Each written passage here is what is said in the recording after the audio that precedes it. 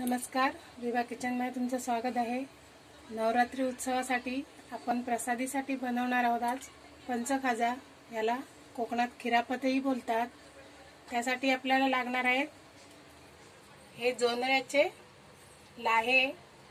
मी एक बाउल घेतलाय, एक पॅकेट आहे, अर्धा वाटी रोस्टेड डाळ आहे, अर्धा वाटी शेंगदाणा आहे, एक वाटी गूळ आहे आणि हे खोबऱ्याचे मी काप करून घेतले अर्धा वाटी। ते मी जरा फ्राय करून घेणार आहे गॅसवर। शेंगदाणे आणि खोबऱ्याचे काप मी फ्राय करून घेणार आहे। मी हे एक चमचा घी घेते, त्यात आपल्याला हे शेंगदाणे आणि खोबऱ्याचे काप भाजून घ्यायचे आहेत फ्राय करून। माझं घी गरम झालंय, मी शेंगदाणे फ्राय करून घेणार आहे।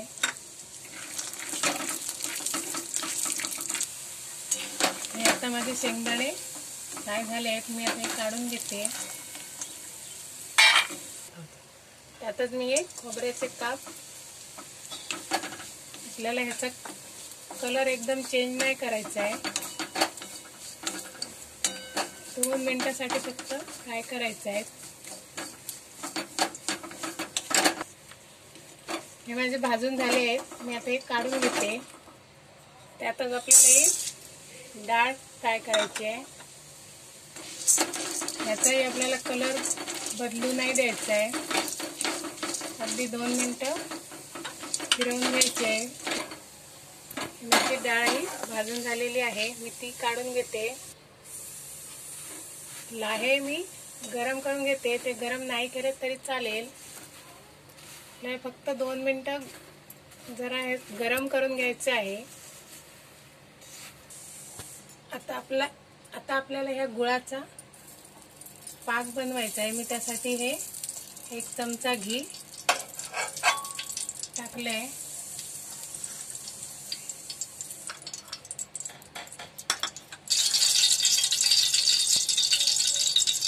हे घी गरम झालंय, मी आता हे गूळ टाकते। आपल्याला गुळाचा एकदम असा 1 तारी किंवा 2 तारी पाक बनवायचा नाहीये, आपल्याला फक्त हे वितळून घ्यायचं आहे।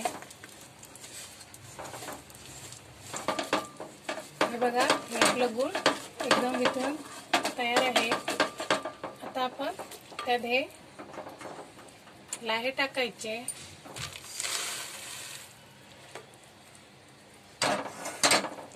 आणि हे मी वितळून भाजून घेतलेले शेंगदाणे, डाळ आणि खोबरं, तुम्ही वाटल्यास ड्राय फ्रूटही टाकू शकता। आता आपल्याला हे परतून घ्यायचं आहे 2 मिनिटं।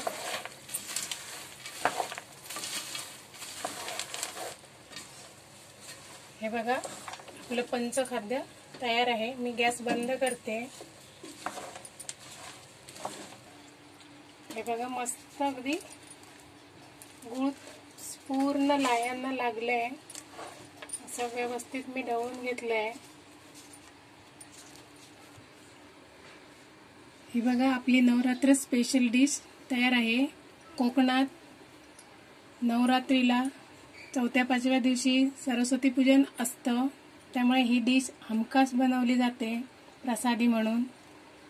जर तुम्हाला ही रेसिपी आवडली तर माझ्या चॅनलला लाईक करा, शेअर करा आणि सबस्क्राईब करा।